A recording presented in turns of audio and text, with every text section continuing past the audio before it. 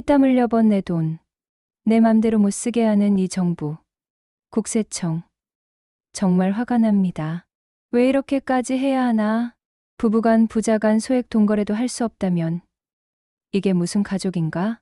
한 점 부끄럼 없어야 하겠지만 촐로나 무지한 이들은 이런 정보나 상세 내용을 몰라 세무조사를 받게 되는 일로 마음고생하는 일은 없을지 걱정 아닌 걱정이 앞섭니다. 이 나라는 공산주의 국가인가요? 내 돈을 내 맘대로 쓰지도 못합니다. 올해 60세 된 김영자 씨는 남편과 함께 20년 넘게 국내 분식집을 운영해왔습니다. 작년에 가게를 접고 그동안 조금씩 모아둔 현금 8천만 원을 정기예금에 넣으려다 은행 창구에서 5천만 원을 입금했습니다. 그런데 그 다음 날 은행에서 전화가 오더니 며칠 뒤엔 국세청에서 연락이 왔습니다. 내 돈을 내 계좌에 넣었을 뿐인데 왜 국세청이 나한테 연락을 하지? 남들에게라고만 생각하지 마세요. 이제는 현금도 함부로 입출금하면 안 되는 세상입니다. 진짜 세금 폭탄 맞기 전에 꼭 알아야 할 정보입니다. 오늘 영상에서는 많은 분들이 괜찮겠지 하며 넘겼다가 실제로 세금 폭탄까지 맞게 되는 이유와 그걸 피하기 위해 반드시 알아야 할 핵심 정보를 알려드리겠습니다. 여러분이 은행에서 1천만 원 이상의 현금을 입금하거나 출금하는 순간 그 거래 정보는 자동으로 금융정보분석원 FIU에 전송됩니다.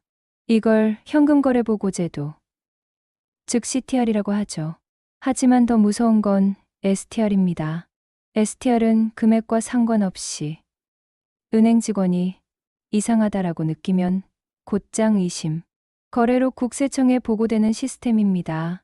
예를 들어 1천만 원 한 번에 입금하면 걸릴까봐 900만 원씩 10번 나눠서 입금하신 분들이 있죠? 그런데 오히려 더 위험합니다.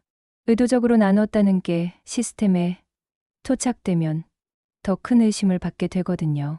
실제로 박선규 씨는 900만 원씩 10번 나눠 입금했다가 국세청에 소명 요청을 받았습니다. 숨기려는 게 아니라 조심한 건데 라는 말이 통하지 않았습니다. 그렇다면 어떤 패턴이 국세청의 관심을 끌까요? 크게 5가지입니다. 첫째, 소액 반복 입금. 100만 원씩 나눠서 여러 번 입금하는 건 오히려 STR 대상으로 찍힐 수 있습니다. 둘째, 갑작스러운 고액 현금 거래. 평소에 거래가 없던 사람이 갑자기 3천만 원을 입금하면 의심받기 딱 좋죠. 셋째, 평소와 다른 거래 패턴. 늘 50만 원이야만 입금하던 분이 갑자기 수천만 원을 입금하면 시스템은 바로 반응합니다. 넷째, 불분명한 거래 목적. 그냥 저축하려고요. 이 말은 오히려 의심을 부릅니다. 퇴직금입니다. 사업정리 자금입니다. 라고 명확히 말씀하셔야 합니다. 그리고 다섯째, 여러 은행 나눠서 입금하는 분산 패턴. 여러 은행에 1천만 원씩 나눠 입금하면 자금 세탁 의심을 받을 수 있습니다. 이 5가지 알고만 있어도 절반은 피하실 수 있습니다. 그렇다면 어떻게 해야 할까요? 정답은 정말 단순합니다. 떳떳하게, 자연스럽게, 정확하게. 이지연 씨는 예금하기 전에 은행 직원에게 이렇게 말했습니다. 가게 정리한 돈이고요. 여기 관련 서류도 있습니다. 은행 직원도 걱정 없이 입금해 주었고 국세청에서도 아무 연락 없었습니다. 결국 중요한 건 금액이 아니라 태도입니다. 숨기지 말고 의심받을 행동을 하지 말고 서류를 준비해서 설명하세요. 그게 가장 빠르고 정확한 길입니다. 외삼촌께서 돌아가시면서 남겨주신 현금 1,800만 원이 있는데 이걸 은행에 입금하면 세금을 내야 하나요? 라고 미리 물어보는 거죠. 두 번째, 세법 해석 사전 답변 제도입니다. 이건 정말 중요한 제도인데 납세자가 자신과 관련된 특정한 거래에 세무 관련 의문사항에 대해 사전에 지휘할 수 있는 제도예요. 국세청에서 신청한 날 다음 달 말일까지 서면으로 명확하게 답변해 주고이. 답변은 구속력이 있어서 답변을 믿고 세무 처리한 경우 신의 성실의 원칙에 따른 보호를 확실히 받을 수 있어요. 신청은 법정 신고한 전까지 해야 하고 우편홈 텍스 또는 직접 방문으로 신청할 수 있습니다. 실제로 이용자 만족률이 97%, 재용의사가 88.5%일 5%일 정도로 높은 만족도를 보이고 있어요. 세 번째, 미리 준비하는 습관을 기르세요. 먼저 현금 거래 전 사전 연락을 하세요. 현금을 은행에 입금할 때는 미리 전화해서 현금이 필요하다고 알려주세요. 그리고 용도 간단히 말씀해 주시고요. 예정임대 보증금 회수용으로 2,500만 원 현금이 필요합니다. 의료비 선불 결제용으로 1,500만 원 인출하겠습니다. 이렇게 미리 알려주면 은행에서도 의심거래 보고를 안 할 가능성이 높아져요. 정당한 용도라는 걸 미리 알려주는 거죠. 그리고 인출할 때도 관련 서류를 가져가세요. 임대 계약서라든지 의료 진료 예약 확인서라든지요. 그리고 기록 남기는 습관을 기르세요. 현금의 출처를 항상 메모해 두세요.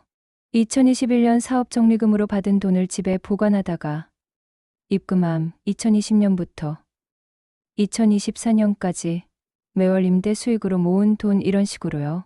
그리고 관련 서류도 보관해 두시고요.